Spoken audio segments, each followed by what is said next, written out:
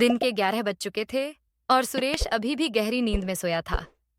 आजकल उसकी शाम की शिफ्ट चल रही थी, इसलिए सुबह जल्दी उठने की परवाह नहीं होती। वैसे भी बीवी सुजाता 2 दिन पहले ही मायके गई थी। अभी कम से कम 15 से 20 दिन तो वह बीवी की चिकचिक से भी आजाद था। सुजाता घर में होती तो उसे जल्दी उठकर काम पर जाने की जिद करती, मगर सुरेश कभी उसकी सुनता नहीं। सुरेश हमेशा से अपनी मर्जी का मालिक रहा है। उसकी माँ ने भी बचपन से उसे यही सिखाया था। कितनी बार वह सुजाता को माँ की बात कह चुका था कि मर्द घर का मालिक होता है और औरत उसकी गुलाम। घर कैसे चलाना है, इसका फैसला मर्द करता है। औरत कभी भी मर्द को आज्ञा नहीं दे सकती, मगर उसे मर्द की आज्ञा माननी जरूर चाहिए। ऐसी बातें सुनकर सुजाता चुप रह जाती और वह हंसता हुआ अपने मन की करने लगता। दरवाजे पर दस्तक हुई तो सुरेश को उठना पड़ा। दरवाजा खोला तो सामने कोरियर वाला खड़ा था। सर, आपका कोरियर। उसके हाथ में एक लिफाफा था। सुरेश ने लिफाफा खोला तो चौंक गया। ये तो वकील का नोटिस था, जिसे सुजाता द्वारा भिजवाया गया था। हड़बड़ाए हुए सुरेश ने नोटिस पढ़ना शुरू किया। यह तलाक का नोटिस था, जिसमें लिखा था, श्रीमान सुरेश कपूर, यह नोटिस आपके नाम हमारी मुवक्किल सुजाता कपूर द्वारा भेजा गया है। हमारी मुवक्किल सुजाता आपको कुछ बातों पर गौर करवाना चाहती हैं। उन्होंने क्रम से कुछ घटनाओं का विवरण लिखा है, जिनमें आपकी ज्यादतियों ने उनके अधिकार छीने और वे घरेलू हिंसा का शिकार हुईं। इन तमाम घटनाओं के मद्देनजर वे आपसे आजिज आ चुकी हैं और छुटकारा पाना चाहती हैं। नोटिस में विस्तार से कुछ घटनाओं का उल्लेख था।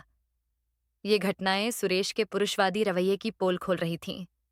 सुजाता ने लिखा था, मिस्टर सुरेश कपूर, यानी माननीय पति महोदय, आपको हमारी शादी के करीब 1 सप्ताह बाद की वह रात तो याद ही होगी। लॉकडाउन से 1 महीने पहले वैलेंटाइन डे के दिन, जब हम हनीमून पर मनाली गए थे, उस दिन मैंने अपनी बहन द्वारा दिए गए तोहफे को खोला था। बहन ने चुपके से मेरे बैग में एक ड्रेस रख दी थी और मैं उसे पहनकर तैयार हो गई। ड्रेस कहीं से भी बेकार नहीं लग रही थी। स्लीवलेस जरूर थी, मगर भद्दी नहीं थी।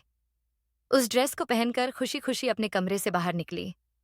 आपने बुरा सा मुंह बनाया, अपने हाथ में पकड़ा हुआ अखबार नीचे फेंका और झल्लाते हुए मुझे यह कहते हुए वापस बाथरूम में धकेल दिया कि ऐसी ड्रेस पहनकर साथ चलने की बात सोचना भी मत।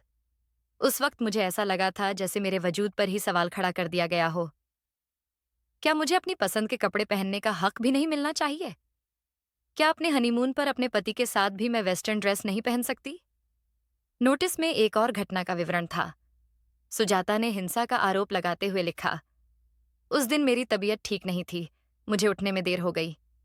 आप तो मेरे उठने पर ही उठते हो, इस वजह से आपको ऑफिस जाने में देर हो गई। मैंने तबीयत खराब होते हुए भी जल्दी जल्दी नाश्ता बनाया, मगर आप झल्लाते हुए ऑफिस गए। शाम तक मुझे 102 डिग्री बुखार हो चुका था। मैंने फोन करने की सोची, फिर रुक गई कि कहीं आपका मूड खराब ना हो जाए। मैं दवा खाकर पूरे दिन सोती रही। शाम को दरवाजे की घंटी लगातार तेज आवाज में बजती सुनकर मैं हड़बड़ाकर उठी और चक्कर खाकर गिर पड़ी। किसी तरह लड़खड़ाते हुए मैंने दरवाजा खोला। मेरी तरफ एक पल को भी देखे बिना आपने मुझे धक्का दिया और चिल्लाते हुए घर में घुसे। अपना बैग बिस्तर पर पटकते हुए चीखने लगे। दरवाजा खोलने में इतनी देर लगती है, पता नहीं क्यों पूरा दिन बिस्तर तोड़ती रहती है। मैं थक हार कर ऑफिस से लौटता हूँ और एक तुम हो कि दरवाजा भी नहीं खुलता। अब मुंह क्या देख रही हो? पानी लाओ। उस वक्त मुझे खुद पर कितना तरस आया, ये केवल मैं ही जानती हूँ। तुमने एक नजर भी मेरे मलिन पड़े चेहरे की तरफ नहीं डाली। मेरी तकलीफ तुम्हें दिखाई ही नहीं दी। तुमने यह सोचने की कोशिश भी नहीं की कि मैं आज इतनी सुस्त क्यों हो रही हूँ। तुम्हारे लिए मैंने चाय बनाई, मगर खाना बनाने की हिम्मत नहीं हुई। तुम्हें कुछ कहने का भी दिल नहीं किया। मैं जाकर सो गई और तुमने रात में खाना ना मिलने पर फिर से हंगामा कर दिया। मेरा हाथ पकड़कर खींचते हुए तुम थप्पड़ लगाने ही वाले थे, मगर हाथ गर्म देखकर रुक गए। ये कैसा रिश्ता है हमारा, जहां पति को अपनी पत्नी की तकलीफ भी नहीं दिखती। ये बात अलग है कि अगले दिन से ही लॉकडाउन हो गया और तुम मुझे चाय ब्रेड खिलाने के लिए घर में थे। मगर आज सोचती हूँ, उस समय मुझे वायरल बुखार के बजाय कोरोना हुआ होता तो तुम मेरी क्या हालत करते। ऐसी ही एक और घटना तुम्हें बताती हूँ। एक दिन मैंने तुमसे बिना पूछे घर के पर्दे बदल दिए थे, जिन्हें कुछ दिन पहले ही खरीदा था। तुमने उस पर सरसरी सी नजर डाली और कोने में पटक दिया। मुझ पर चिल्लाते हुए तुमने कहा था, इतने चटकीले रंग के पर्दे मेरे घर में नहीं लगेंगे। उस दिन मैं पूछना चाहती थी कि क्या यह घर केवल तुम्हारा है? मैं यहाँ मेहमान हूँ, ये मेरा घर नहीं। मगर हमेशा की तरह मुझे तुमसे कुछ भी पूछने या बताने की इच्छा नहीं हुई। मैं अपने कमरे में जाकर बैठ गई। मेरी आंखें छलछला आईं। याद करो, उस दिन शाम 7 बजे मैं हंसती मुस्कुराती अपनी सहेली से बातें करके मुड़ी और तुमने मेरे गाल पर एक थप्पड़ जड़ दिया। चीख पड़े थे। मेरी गलती इतनी सी थी कि मैंने अपनी सहेली से उसके पति की तारीफ कर दी थी।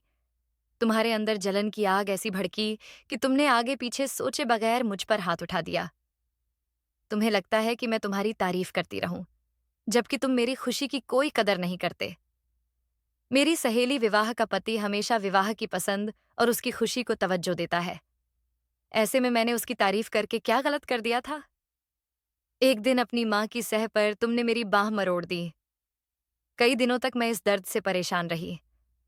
वजह सिर्फ इतनी थी कि मैं तुम्हारी शर्ट की बटन टांकना भूल गई, जबकि उस दिन तुम्हारी ऑनलाइन मीटिंग थी। पर क्या इतनी सी बात पर तुम मेरे साथ इतना दुर्व्यवहार करोगे लॉकडाउन में?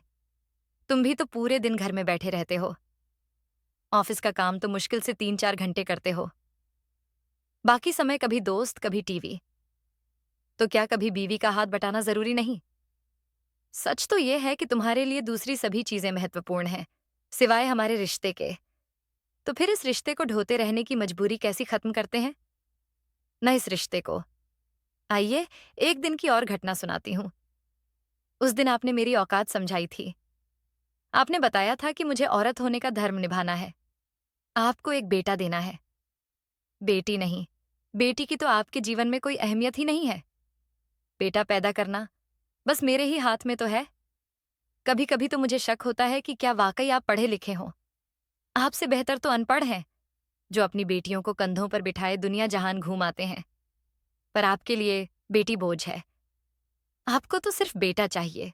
जाने कैसी रूढ़िवादी मानसिकता में जकड़े हुए हो आप, कि जब साथ चलती हूं तो एक अजीब सी जकड़न का एहसास होता है। अब आजादी चाहती हूं।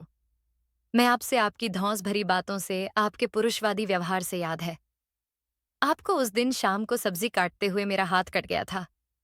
मेरे दाहिने हाथ में पट्टी बंधी थी। मगर आपको कोई परवाह नहीं हुई कि मैं खाना कैसे बनाऊंगी। हमेशा से मैं आपको पसंद की चीजें बना बनाकर खिला रही हूं ना। फिर क्या आप एक दिन मेरे लिए कुछ बना नहीं सकते थे? बेशर्म होकर मैंने आपको कहा भी था कि हेल्प कर दो, तो आपने कैसा धौंस भरा जवाब दिया था। खाना बनाना औरतों का काम है। बता दो, तुमसे नहीं होता तो किसी और को रख लेता हूं। आपका जवाब सुनकर मैं बिल्कुल चुप रह गई थी। आगे कुछ कहने को बचा ही नहीं था। मेरे पास मैंने सोचा था कि लॉकडाउन के इस समय मैं आपके साथ ज्यादा वक्त बिता पाऊंगी, ज्यादा बेहतर ढंग से समझ सकूंगी, आपको ज्यादा करीब आ पाऊंगी। मगर अफसोस, करीब आने के बजाय हमेशा के लिए दूर हो जाना चाहती हूँ।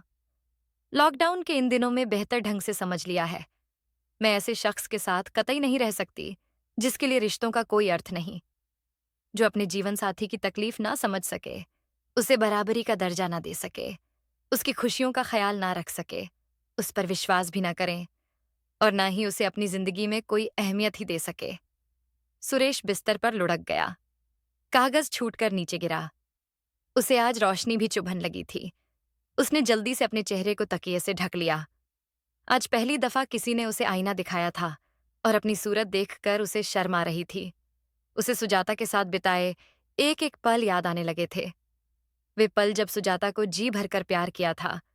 उसने वे पल जब सुजाता के साथ ने जीवन आनंद से भर दिया था।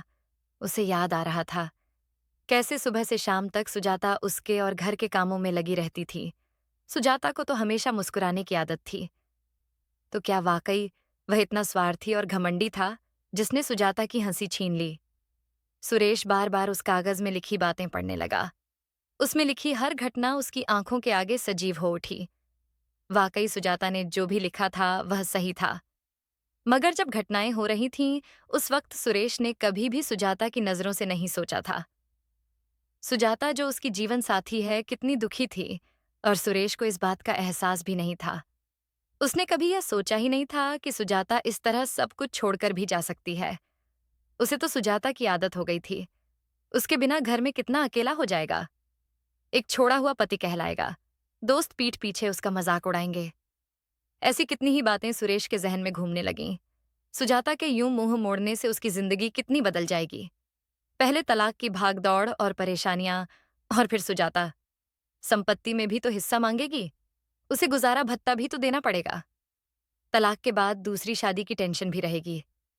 सुरेश को अपना एक दोस्त विजय याद आया। तलाक के बाद बहुत मुश्किलों से उसे दूसरी दफा कोई ढंग की लड़की मिल पाई थी, मगर वह भी फ्रॉड निकली। सुरेश सोफे के कोने में बैठ गया। एक सीधी शादीशुदा और पढ़ी लिखी पत्नी को गंवाने के बाद कहीं वह भी परेशानियों के भंवर में न फंस जाए। सुजाता में कोई कमी नहीं थी। यह तो सचमुच उसका खोखला घमंड था, पुरुषवादी रवैया था, जिसकी वजह से उसकी शादीशुदा जिंदगी बर्बाद होने वाली थी। सुरेश रात भर करवटें बदलता रहा। वह लगातार यही सोचता रहा कि सुजाता को तलाक ना लेने के लिए कैसे राजी किया जाए। अगले दिन सुबह उठते ही उसने सुजाता को फोन लगाया और एक दफा मिलने की इच्छा जाहिर की। किसी तरह सुजाता तैयार हो गई। सुजाता का मायका आगरा में था। सुरेश ने सुबह सुबह बस पकड़ी और इलाहाबाद से आगरा के लिए रवाना हो गया। सुजाता ने उसे मॉल में मिलने को बुलाया। सुजाता का हाथ थामकर सुरेश ने कहा, बस एक मौका दे दो मुझे सुजाता, तुम्हारी हर शिकायत दूर कर दूंगा। तुम्हें खोने के एहसास ने ही मुझे मेरी औकात समझा दी है सुजाता। बस एक मौका दे दो अपने पति को, फिर जो चाहे कर लेना। तुमने मुझे आईना दिखा दिया है। यकीन रखो, मैं चेहरा बदल लूंगा, बस तुम्हारा साथ नहीं खो सकता। सुजाता ने सोचा भी नहीं था कि सुरेश इस तरह से उससे माफी मांगेगा। एक मौका तो हर अपराधी को दिया जाता है। आपको भी दे दूंगी, पर ध्यान रखना, मौके बार बार नहीं मिलते। मुस्कुराते हुए सुजाता ने कहा, तो सुरेश ने बढ़कर उसे गले से लगा लिया। सुजाता के द्वारा भेजे गए नोटिस ने उसकी जिंदगी की दिशा ही बदल दी थी। सुरेश को सबक मिल चुका था। सुजाता उनमें से नहीं है जो सिर पर पल्लू ढांक कर प्रवचनकर्ताओं की उल्टी सीधी बातें मान ले। वह एक बराबरी का हक रखने वाली पत्नी है, ताड़न की अधिकारी नहीं। सुजाता ने सुरेश को एक मौका दिया और सुरेश पूरी तरह बदलकर सुजाता के साथ अच्छे से खुशी खुशी रहने लगा। अब इन दोनों की जिंदगी खुशियों से भर चुकी थी। रिश्तों में बराबरी, परस्पर सम्मान और समझदारी न केवल उन्हें मजबूत बनाते हैं, बल्कि जिंदगी को भी खुशहाल बनाते हैं। तो दोस्तों, आपको ये कहानी कैसी लगी? कमेंट बॉक्स में अपनी राय जरूर दीजिएगा, और कहानी अच्छी लगी हो तो लाइक, शेयर और सब्सक्राइब करना ना भूलें।